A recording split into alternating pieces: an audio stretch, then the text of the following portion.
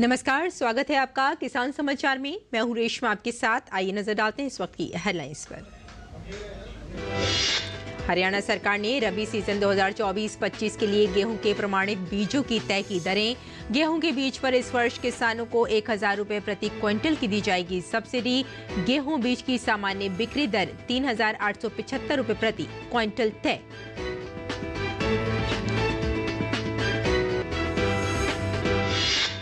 बिहार के सहरसा के किसानों में दिखा प्रधानमंत्री की पहल का असर। सहरसा में बड़ी संख्या में किसान कर रहे हैं मोटे अनाज की खेती।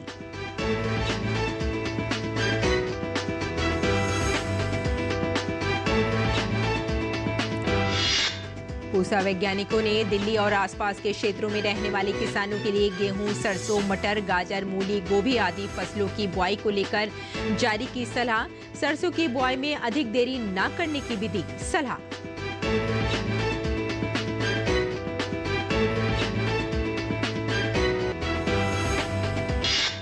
दिल्ली में वायु प्रदूषण के साथ साथ यमुना नदी में प्रदूषण की स्थिति बनी हुई है गंभीर। यमुना नदी में सफेद जहरीले झाग की परत से आगामी छठ पूजा पर भी मंडरा रहे हैं संकट के बादल। कांग्रेस और आम आदमी पार्टी की सरकार यमुना प्रदूषण के मुद्दे पर है हमलावर। और आइए विस्तार से खबरों पर नजर डालते हैं। हरियाणा सरकार द्वारा किसानों को कम दरों पर प्रमाणित बीज उपलब्ध कराए जा रहे हैं। इसी कड़ी में हरियाणा सरकार ने रबी सीजन 2024-25 के लिए गेहूं के प्रमाणित बीजों की दरें तय कर दी हैं। कृषि विभाग के अनुसार गेहूं के बीज पर इस वर्ष किसानों को 1000 रुपए प्रति क्विंटल की सब्सिडी दी जाएगी। कृषि विभाग के निदेशक कार्यालय ने इस बारे में विस्तृत दिशा निर्देश जारी किए हैं। हरियाणा के कृषि एवं किसान कल्याण मंत्री ने कहा कि राज्य सरकार किसानों को वित्तीय सहायता प्रदान करने और उच्च गुणवत्ता वाले बीजों की उपलब्धता सुनिश्चित करने के लिए प्रतिबद्ध है। उन्होंने कहा कि सरकार के इस फैसले से किसानों को रियायती दरों पर बीज मिल सकेंगे। इससे गेहूं की पैदावार बढ़ेगी और किसान की आय में भी वृद्धि होगी। सभी प्रकार के गेहूं बीज की सामान्य बिक्री पर 3875 रुपए प्रति क्विंटल तय की गई है। हालांकि किसानों को राहत देने के लिए सरकार 1000 रुपए प्रति क्विंटल की सब्सिडी प्रदान करेगी, जिससे किसानों को गेहूं के बीज 2875 रुपए प्रति क्विंटल पर मिलेंगे। अभी खरीफ फसलों की कटाई के साथ ही रबी सीजन की फसलों की बुआई का समय भी हो गया है, जिसको देखते हुए पूसा वैज्ञानिकों ने दिल्ली और उसके आसपास के क्षेत्रों में रहने वाले किसानों के लिए गेहूं, सरसों, मटर, गाजर, मूली, गोभी आदि फसलों की बुआई को लेकर सलाह जारी की है। वहीं किसानों को धान के बचे हुए अवशेषों यानी पराली को जमीन में मिला देने या पूसा डिकम्पोजर कैप्सूल का उपयोग कर उसको खाद बनाने के लिए कहा गया है। पूसा कृषि वैज्ञानिकों ने वर्तमान मौसम को ध्यान में रखते हुए किसानों को सलाह दी है कि वे गेहूं की बुआई हेतु तैयार खेतों में पलेवा तथा उन्नत बीज व खाद की व्यवस्था करें। वहीं वे किसान जो सरसों की खेती करना चाहते हैं, उन किसानों को बुआई में और अधिक देरी न करने की सलाह दी गई है। तापमान को ध्यान में रखते हुए मटर की बुआई में और अधिक देरी न करें, अन्यथा फसल की उपज में कमी होगी तथा कीड़ों का प्रकोप अधिक हो सकता है। इस मौसम में किसान गाजर की बुआई मेढ़ों पर कर सकते हैं। बुआई से पहले किसान मृदा में उचित नमी का ध्यान अवश्य रखें। किसान गाजर की उन्नत किस्म पूसा रुधिरा की बुआई कर सकते हैं। दिल्ली में वायु प्रदूषण के साथ साथ यमुना नदी में प्रदूषण की समस्या भी गंभीर बनी हुई है। यमुना नदी में सफेद जहरीली झाग की परत बनी हुई है, जिससे आगामी छठ पूजा पर भी संकट के बादल मंडरा रहे हैं। दिल्ली सरकार के तमाम दावों के बावजूद यमुना का पानी साफ नहीं हो पा रहा है। बीजेपी और कांग्रेस दोनों ही आम आदमी पार्टी की सरकार पर यमुना प्रदूषण के मुद्दे पर हमलावर है। ठंड की दस्तक के साथ ही दिल्ली में वायु प्रदूषण की दस्तक की शुरुआत हो जाती है, जिसके चलते लोगों को सांस लेने में तकलीफ होने लगती है। राजधानी में ऐसी स्थिति लंबे समय से चल रही है।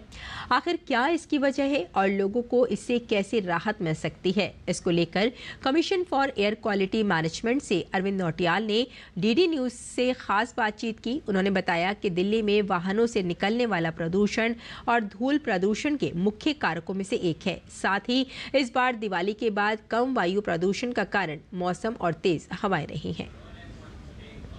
हमारे साथ मौजूद हैं commission for air quality management से अरविंद नौटियाल जी। सर, क्या वजह है कि जैसे ही दिल्ली वासियों को गर्मी से राहत मिलती है, ठंड की दस्तक आती है, लेकिन वायु प्रदूषण से उनकी परेशानी बढ़ जाती है? गर्मी ख़त्म होते होते जब बरसात ख़त्म होती है, गर्मी भी अपने ढलान पे होती है, उसके पश्चात ये जो सर्दी का मौसम आता है, ये विशेषकर आपने सही कहा कि ये वायु प्रदूषण, एयर पोल्यूशन के दृष्टि से ये थोड़ा सा सेंसिटिव पीरियड हो जाता है।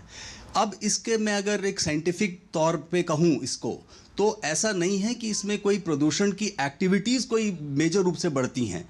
कुछ कारण हैं जो सर्दियों में, जैसे पराली जलने के और जो हमारे त्योहारों के दौरान जो फायर क्रैकर्स हैं, उनसे लोड ज़रूर बढ़ता है। लेकिन अगर हम सामान्यतः देखें तो साल भर जो हमारे पास जो पोल्यूटिंग एक्टिविटीज़ हैं, जो जिन्हें हम एंथ्रोपोजेनिक एक्टिविटीज़ कहते हैं, जो कि मानव द्वारा गढ़ी गई क्रियाएं हैं, उनमें जो पोल्यूशन होता है वो एक्टिविटीज़ साल भर करीब करीब कॉमन लोड रहता है। राज्य सरकार की बात करें तो दो बड़े बहाने हमें नजर आते हैं इस मौसम में। एक तो दिवाली के पटाखे और दूसरा पराली। आपको लगता है कि बहुत ज़्यादा प्रदूषण में योगदान देते हैं? निश्चय ही, जैसे मैंने कहा कि हर पोल्यूटिंग एक्टिविटी, अब ये ज़रूर एक कारण हैं, बट इनका जो एक दायरा है वो बड़ा सीमित है। पराली की जहाँ तक जो समस्या है वो करीब 1.5-2 महीने तक हम देखते हैं। सरकार को और ठोस कदम उठाने की ज़रूरत है। सारी एजेंसीज, मैं तो कहूँगा सरकार, गैर सरकारी, नागरिकों, सभी को एक सम्मिलित प्रयास है ये। इसमें आप कोई कंपार्टमेंट्स और कोई बाउंड्री नहीं बना सकते। सम्मिलित प्रयासों से के द्वारा ही, और दिल्ली ही नहीं, केवल मैं तो कहूँगा कि दिल्ली, एनसीआर और हम कमीशन में हमारा यही प्रयास रहता है कि सभी के सामूहिक और सम्मिलित प्रयासों को हम एक ऑर्गेनाइज कर पाएँ। कैमरा पर्सन उत्तम के साथ निशांत राय, डीडी न्यूज़, दिल्ली। देश में दीपावली के बाद गोवर्धन पूजा की जाती है। गोवर्धन पर्व पर गौवंश की पूजा की जाती है। इस कड़ी में मध्य प्रदेश में भी धूमधाम से गोवर्धन पर्व मनाया गया। इस अवसर पर मध्य प्रदेश के मुख्यमंत्री डॉक्टर मोहन यादव ने राज्य में गौपालन को बढ़ावा देने के लिए कई घोषणाएं की। उन्होंने कहा कि मध्य प्रदेश में गौपालन को बढ़ावा देकर किसानों और गौपालकों की आर्थिक सशक्तिकरण का कार्य किया जा रहा है। शहरों में गौवंश की देखभाल के लिए गौशालाएं प्रारंभ की जाएंगी। केंद्रीय कृषि एवं किसान कल्याण तथा ग्रामीण विकास मंत्री शिवराज सिंह प्रतिदिन पौधारोपण के संकल्प के क्रम में रांची में पौधा उन्होंने रोपा। इस अवसर पर उन्होंने कहा कि पेड़ पौधे ही धरती का श्रृंगार और हम सबके जीवन की समृद्धि का आधार है। बिहार में सालों पहले मोटे अनाजों की भरपूर खेती होती थी, मगर बाजार में कम कीमत मिलने से नाराज होकर किसानों ने मोटे अनाजों की खेती को कम कर दिया था। हालांकि अब प्रधानमंत्री नरेंद्र मोदी की पहल का असर दिखना शुरू हो गया है। पीएम की प्रेरणा से राज्य के सहरसा के किसान अब जमकर मिलेट्स की खेती कर रहे हैं। देखिए ये रिपोर्ट। देश में जलवायु परिवर्तन के कारण फसल चक्र में परिवर्तन देखने को मिल रहा है। पुराने समय में मिलेट्स की खेती करने में किसान काफी दिलचस्पी रखते थे, लेकिन समय के साथ बाजरे की खेती विलुप्त होती चली गई।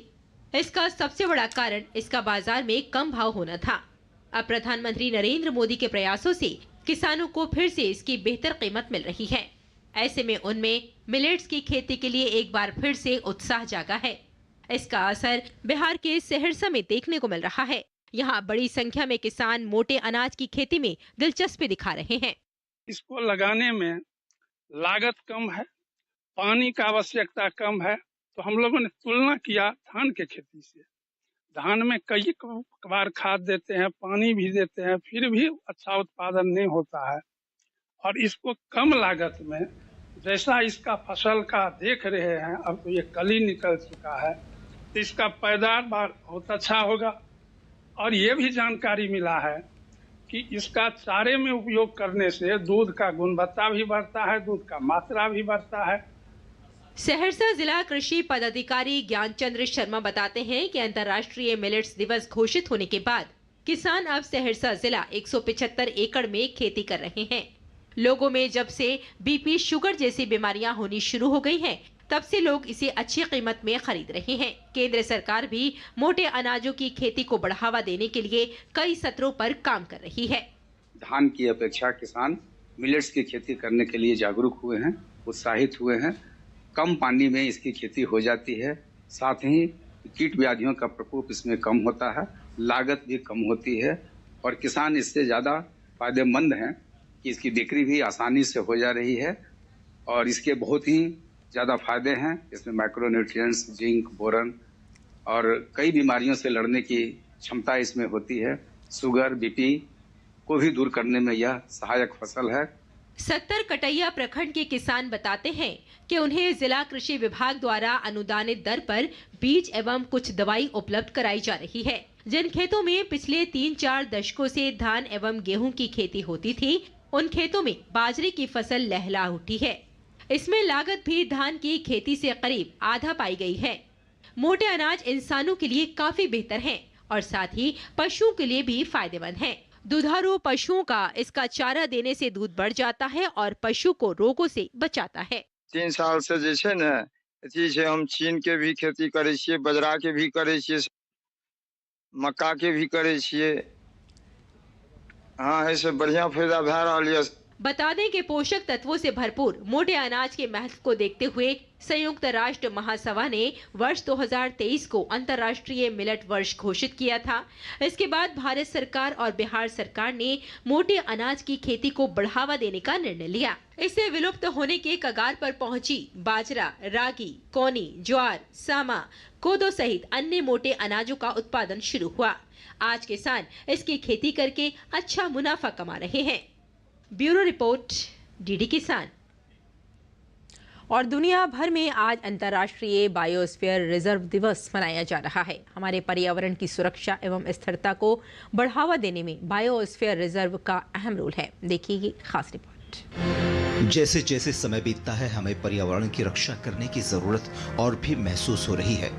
इसी को देखते हुए 3 नवंबर को अंतर्राष्ट्रीय बायोस्फीयर रिजर्व दिवस मनाया जाता है, ताकि हम प्रकृति के साथ संतुलन बनाए रखें और भविष्य की पीढ़ियों के लिए हमारी दुनिया को सुरक्षित रख सकें। India has made very good progress in terms of biosphere reserve establishment. India is participating since 24 years, and since that time India has established one biosphere reserve on average every 2 years, so that's quite impressive. So India has a lot of potentialities. Bharat में 18 biosphere reserve हैं। इस साल की theme है स्थानीय कार्रवाई की शक्ति और हमारी व्यक्तिगत जिम्मेदारी। हमें अपने आसपास के पर्यावरण को बचाने में अपनी भूमिका निभानी होगी। बायोस्फीयर रिजर्व 3 हिस्सों में बटे होते हैं: कोर, बफर और संक्रमण। ये क्षेत्र परिदृश्य और पारिस्थितिकी तंत्र को संरक्षित करते हुए शिक्षा, अनुसंधान और लोगों की आवाजाही को सुगम बनाते हैं। ये सतत विकास के लिए काफी महत्वपूर्ण हैं। इन बायोस्फीयर रिजर्व से जलवायु परिवर्तन के प्रभावों को कम करने में मदद मिलती है, क्योंकि ये कार्बन डाइऑक्साइड को अवशोषित करते हैं। साथ ही ये पर्यावरण, पर्यटन और स्थानीय अर्थव्यवस्थाओं को बढ़ावा देकर सतत विकास में योगदान करते हैं। तापस भट्टाचार्य की रिपोर्ट, डीडी न्यूज। और लोक आस्था के महापर्व छठ की शुरुआत 5 नवंबर से नहाय खाए के साथ होने वाली है। इसे लेकर बाजार में रौनक भी देखने मिल रही है।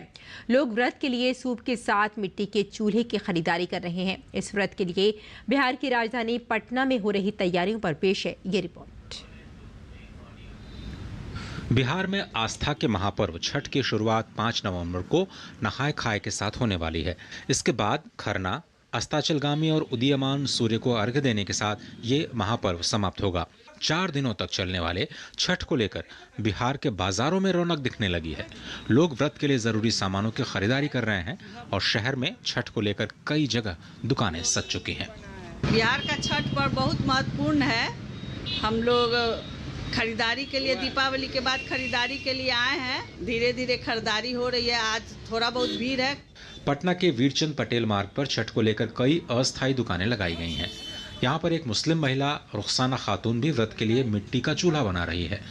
उन्होंने बताया कि विजयदशमी के बाद से वो छठ के लिए मिट्टी का चूल्हा बनाना शुरू कर देती हैं। इसमें वो साफ सफाई का खास ध्यान रखती हैं। साथ ही विजयदशमी के बाद मांसाहार का भी त्याग कर देती हैं। इस बार चूल्हा का दाम है 120 रुपया। छठी मैया के लिए हम लोग को दिल में बहुत आस्था है, बहुत प्रेम है कि हम लोग इन लोग को अच्छा मानते हैं, कदर करते हैं, इज्जत करते हैं कि अच्छे से हिंदू लोग करें पर्व और खुशी से रहें और हम लोग भी खुश रहें।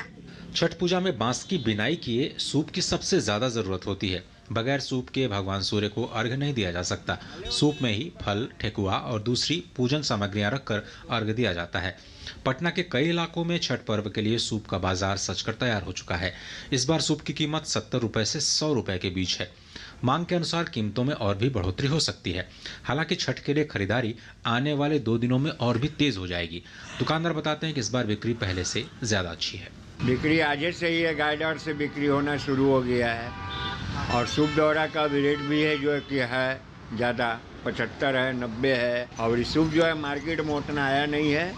सूप जो है कि फिर 13 साल कैसे बिका था, 200 रुपये 150 रुपये सूप बिका था और उसी तरह रहेगा। दूसरी तरफ घाटों पर व्रतियों की सेवा में कोई कमी नहीं रहे, इसको लेकर के सीएम नीतीश कुमार भी लगातार निरीक्षण कर रहे हैं। निरीक्षण के दौरान मुख्यमंत्री ने घाटों पर उचित प्रकाश व्यवस्था, राहत टीमों की तैनाती और बैरिकेडिंग जैसे सुरक्षा उपायों को लेकर निर्देश दिए। मुख्यमंत्री महोदय द्वारा जो है पूरा निरीक्षण किया गया है। यहाँ पर छठ पर्व को लेकर के जो है वो हमेशा की तरह जो है पूरी तैयारी है और पुलिस जो है वो पूरी तरह से जो है वो तैयार है। डिप्लॉयमेंट जो है वो फाइनलाइज हो गया है। पर्याप्त संख्या में जो है वो घाटों को भी सुरक्षित रखने के लिए जो है और जो हमारे श्रद्धालु आएंगे उनकी सुरक्षा को देखते हुए हम लोगों ने तैयारी कर ली है। इसके अलावा किसी भी आपात स्थिति से निपटने के लिए मेडिकल सुविधाएं और अन्य जरूरी इंतजामों पर विशेष ध्यान देने के निर्देश दिए गए हैं। Bureau report, DD news. और आइए अब जान लेते हैं मंडी भाव के बारे में।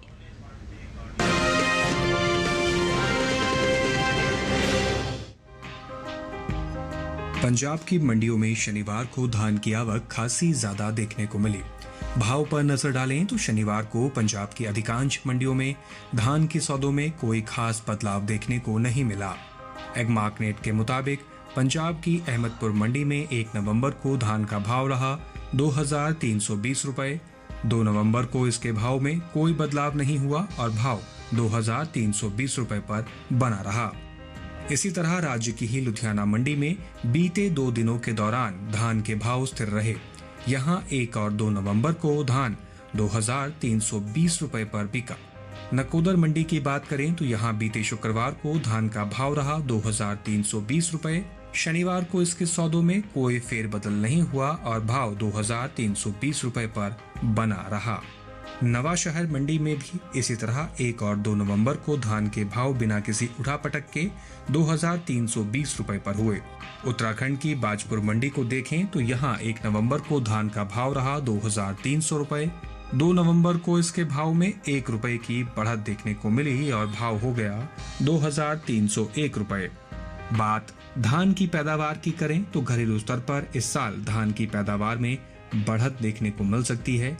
हाल ही में कृषि मंत्रालय की ओर से अंतिम अग्रिम अनुमान को जारी किया गया है, जिसके मुताबिक देश में धान की उपज साल 2023-24 के दौरान 1,378,25,000 टन होने का अनुमान जताया गया है, जो 2022-23 के 1,357.55 लाख टन की तुलना में 20,70,000 टन की वृद्धि को दर्शाता है।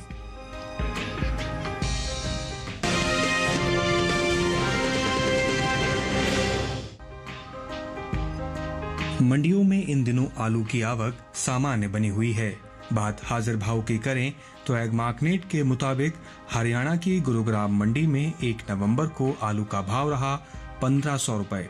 2 नवंबर को इसके भाव में कोई बदलाव नहीं हुआ और भाव 1500 रुपए पर बना रहा। हिमाचल प्रदेश की कुल्लू मंडी में बीती शुक्रवार को आलू का भाव था 2100 रुपए। शनिवार को इसके भाव में 700 रुपए का उछाल आया और भाव 2800 रुपए प्रति कुंटल पर जा पहुंचा। वहीं बात पंजाब की लुधियाना की करें तो यहां 1 नवंबर को आलू का भाव रहा 1000 रुपए। 2 नवंबर को इसके सौदों में 2600 रुपए की भारी तेजी आई और भाव 3600 रुपए हो गया। राज्य की ही खन्ना मंडी में बीते 2 दिनों के दौरान आलू के भाव स्थिर रहे। यहां 1 और 2 नवंबर को आलू 1500 रुपए पर बिका। उत्तर प्रदेश की मंडियों में आलू के भाव की बात करें तो यहां लालगंज मंडी में आलू का भाव रहा 2100 रुपए। हरदोई मंडी में भाव रहा 2125 रुपए। इटावा मंडी में आलू 1900 रुपए पर बिका, जबकि राज्य की ही फिरोजाबाद मंडी में आलू के सौदे 1,990 रुपए पर हुए। आलू की उपज पर नजर डालें तो साल 2023-24 के दौरान आलू की पैदावार लगभग 570.49 लाख टन होने की उम्मीद है, जिसका मुख्य कारण बिहार और पश्चिम बंगाल में आलू की पैदावार में आई कमी का दर्ज होना है। कुल बागवानी फसलों की पैदावार को देखें तो 21 सितंबर को कृषि एवं किसान कल्याण विभाग ने विभिन्न बागवानी फसलों के क्षेत्रफल और पैदावार को लेकर तीसरा अग्रिम अनुमान जारी किया है, जिसके मुताबिक साल 2023-24 के दौरान घरेलू स्तर पर देश में बागवानी फसलों की पैदावार लगभग 353.19 मिलियन टन होने का अनुमान जताया गया है।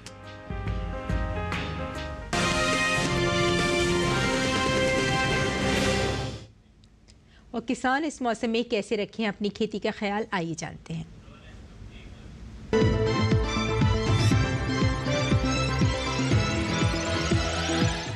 नमस्कार, आप देख रहे हैं डीडी किसान।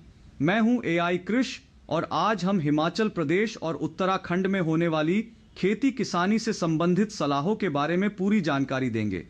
हिमाचल प्रदेश के मध्यम ऊंचाई वाले और उप आर्द्र क्षेत्रों में इस समय गेहूं की बुवाई के लिए खेतों की तैयारी जारी रखें। इसके साथ ही यहां इस समय प्याज की नर्सरी लगाते रहें, जबकि मटर और लहसुन की बुवाई जारी रखें। हिमाचल प्रदेश के मध्यम ऊंचाई वाले और उप आर्द्र इलाके में ही मेथी, धनिया, मूली, गाजर और चुकंदर की सीधी बुवाई करें। वहीं हिमाचल प्रदेश के उप पर्वतीय और निचले इलाकों के किसान इस समय गेहूं, चना, सरसों और गोभी सरसों की बुवाई करें। इसके साथ ही यहां इस मौसम में पालक और मेथी जैसी सब्जियों की सीधी बुवाई करते रहे। यहीं इस समय गांठ गोभी, ब्रोकली और चाइनीज गोभी की नर्सरी लगाएं। हिमाचल प्रदेश के उप पर्वतीय और निचले इलाके में ही मटर की बुवाई के लिए खेत तैयार करें, जबकि लहसुन की बुवाई कर लें। इसके अलावा यहां इस समय टमाटर, बैंगन, शिमला मिर्च और मिर्च में निराई गुड़ाई करें। हिमाचल प्रदेश के ऊपरी इलाकों में मटर की बुवाई और प्याज की नर्सरी लगाने का काम जारी रखें। इसके साथ ही यहां इस मौसम में लहसुन, गेहूं और जौ की बुवाई के लिए खेत तैयार करते रहें। इसके अलावा यहां इस समय तैयार राजमा की कटाई शुरू करें। वहीं उत्तराखंड की बात करें तो यहां के भाबर और तराई इलाके में इस समय तिल की कटाई करें। इसके अलावा यहां ये समय काबुली चना, मसूर, मटर, तोरिया, गेहूं, जौ और बरसीम की बुवाई के लिए उपयुक्त है। भाबर और तराई इलाके में ही अभी आलू की रोपाई के अलावा गाजर, मूली, शलजम, पालक, मेथी और धनिया की बुवाई करें। उत्तराखंड के ऊपरी इलाकों में अरहर की कटाई और मूली की रोपाई का काम शुरू करें। यहीं इस समय प्याज की नर्सरी में उचित नमी बनाए रखें। उत्तराखंड के ऊपरी इलाकों में ही सरसों की बुवाई जारी रखें, जबकि मटर की बुवाई के लिए खेत तैयार करते रहें। इसी तरह कृषि और किसानों से जुड़ी हर महत्वपूर्ण जानकारी के लिए हमारे साथ जुड़े रहिए और देखते रहिए डीडी किसान। धन्यवाद।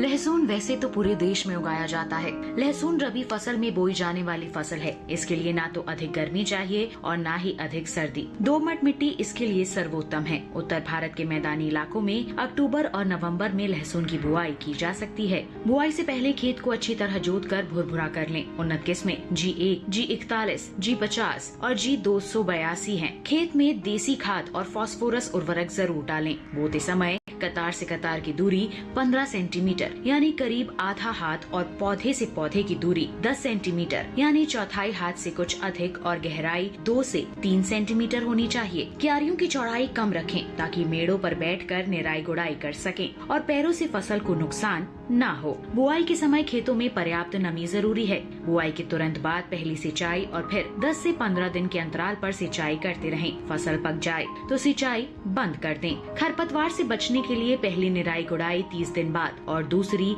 60 दिन बाद करें। साथ ही पेंडामेंथलिन की 3.5 लीटर मात्रा प्रति हेक्टेयर की दर से छिड़कें। लहसुन में थ्रिप्स नामक कीट के हमले का खतरा रहता है। इससे बचाव के लिए मेलाथियन की 1 मिलीलीटर 1 लीटर पानी के हिसाब से मिलाकर प्रभावित हिस्से पर छिड़कें। दवाओं का इस्तेमाल आखिरी विकल्प के रूप में ही करें।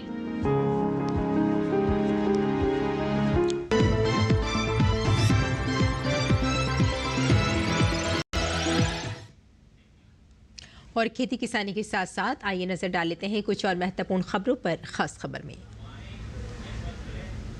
भारतीय जनता पार्टी ने झारखंड विधानसभा चुनाव के लिए अपना संकल्प पत्र जारी किया। छत्तीसगढ़ के सुकमा के जगरगुंडा में साप्ताहिक बाजार ड्यूटी में तैनात पुलिस पार्टी पर नक्सलियों ने हमला कर दिया, 2 जवान हुए घायल।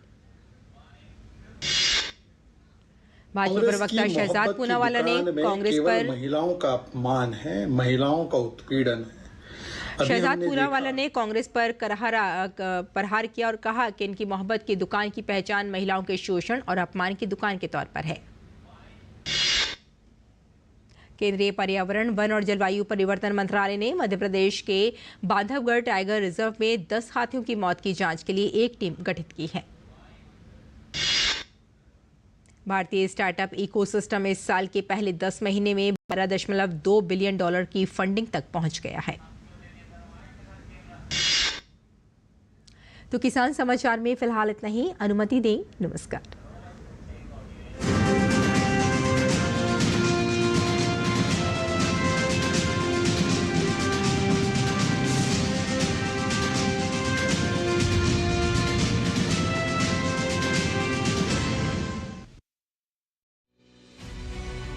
ये है मथुरा का